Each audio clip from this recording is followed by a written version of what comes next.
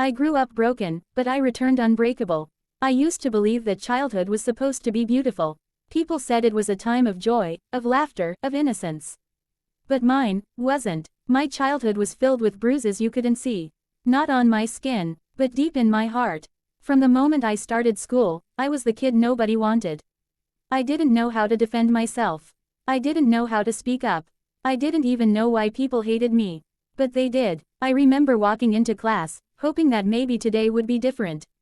That maybe someone would sit next to me, or smile at me, or just acknowledge I existed. But instead, I heard the same words every day. Loser. Weirdo. No one likes you. Why are you even here? Some kids threw my notebooks out the window. Some took my lunch and ate it in front of me while laughing. Some slapped the back of my head when the teacher wasn't looking. And I never told anyone.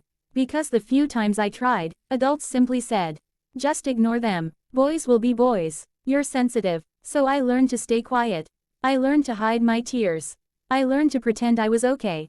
But inside, I felt myself cracking, piece by piece.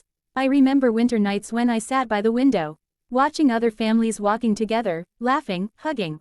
And I whispered to myself, why can't I have that? What did I do wrong?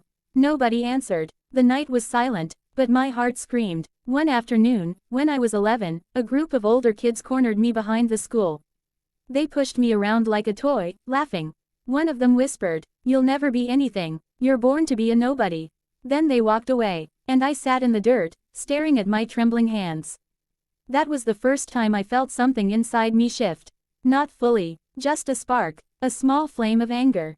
A flame of determination. That night, I stared at myself in the mirror, skinny, weak, scared. But I whispered, one day, I will become someone. One day, no one will be able to hurt me. One day, they will regret what they did. It was a promise, a quiet promise, but it kept me alive. As the years passed, things didn't get easier. If anything, life seemed to enjoy testing me. At home, I felt invisible. At school, I felt unwanted. In my heart, I felt broken. But each insult became a brick. Each bruise became a lesson. Each tear became strength. While other kids played outside, I studied. I read books until my eyes burned. I learned everything I could. Math, science, history, philosophy. Books didn't hurt me. Books didn't lie. Books didn't laugh at me. They became my safe place. But even then, people judged me. Oh look, the nerd brought another book. You think studying will make you better than us? No matter how much you read, you'll still be nothing. I didn't answer. I just kept reading. Because deep down, I knew something they didn't. Pain can destroy you, but it can also transform you. By the time I reached high school, the bullying changed shape. Some people ignored me completely, as if I didn't exist. Some spread rumors about me. Some pretended to be my friend only to laugh behind my back. But I kept growing, quietly, silently, relentlessly. There was a teacher, Mr. Hale, who once looked at me and said, you have eyes that have seen too much pain for your age. But pain can turn you into a masterpiece if you let it. Those words stayed with me. In my final year of high school, I decided I was done being weak. I started training, push-ups, running, simple exercises. I was thin and weak at first, but I didn't stop. Every drop of sweat felt like a piece of my past melting away. And people noticed, but not in a kind way. Oh, he's trying to be strong now. Too late, you'll never change. Just give up. Those words hurt, but not like before. Now, they motivated me. By graduation, I wasn't the broken kid anymore. I wasn't strong yet, but I was becoming strong. I wasn't confident yet, but I was learning confidence. I wasn't fearless yet, but I was learning courage. Then adulthood came, and with it, new battles.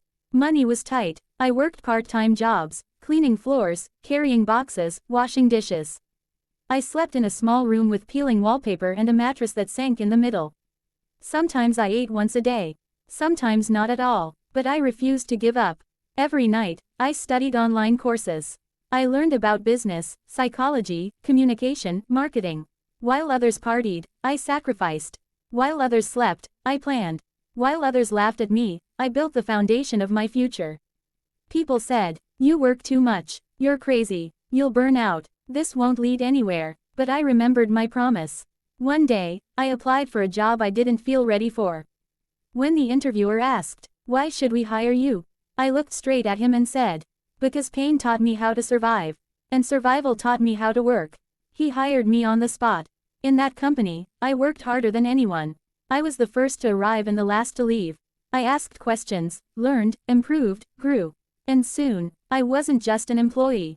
I became valuable, then essential. But the real turning point came when a large project was failing. Everyone panicked. No one wanted responsibility. I stepped forward. I don't know where the courage came from. Maybe from the broken child I used to be. Maybe from the promise I made in that cracked mirror years ago. I worked day and night. I led the team. I solved problem after problem. I pushed through exhaustion. And the project succeeded. My boss called me into his office and said, "You're not ordinary. People like you come once in a decade." That sentence changed my life. Promotions came. Opportunities came. Money came. Respect came. But along with success, old ghosts also returned. The bullies. The jealous kids. The relatives who belittled me. People who once ignored my existence suddenly said, "We always knew you had potential. You've changed. We are proud of you." Hey, remember me? Of course I remembered. I remembered every face, every laugh, every insult. But what surprised me most was this. I didn't feel hatred, not even anger. I felt gratitude. Because without them, without the pain they gave me, without the tears they caused, I wouldn't have become who I am. But life wasn't done with me yet. One morning, I woke up with a thought. I don't want to just be successful. I want to be unforgettable. So I started my own company. The first year was brutal. Failures, losses, sleepless nights, fear, loneliness. But I kept going. Slowly, the company grew. People believed in me. Clients trusted me. My name spread. I started speaking at events, sharing my journey, my failures, my pain. Sometimes, while speaking, I saw people crying in the audience. Not because my story was sad, but because it was theirs too. I realized I wasn't alone. Millions of people were hurting in silence. And I wanted to be a voice for them. Years later, my company became known internationally. News reporters wanted interviews. My social media grew. My books started selling. People looked up to me. But none of the success mattered as much as one moment. One quiet evening, I sat alone and closed my eyes. And I saw my younger self again. The scared child with shaking hands. The boy who thought no one loved him. The kid who cried into a pillow every night. I imagined placing my hand on his shoulder and whispering, "I kept my promise. You're safe now. We made it. No one can hurt you anymore." Tears ran down my face that night. Tears not of pain, but of healing. Later, I returned to my childhood neighborhood. Nothing had changed. But I had. One of my old bullies saw me and froze. He looked older, tired, defeated. He said, "You became successful, and we didn't. Life is strange, isn't it?"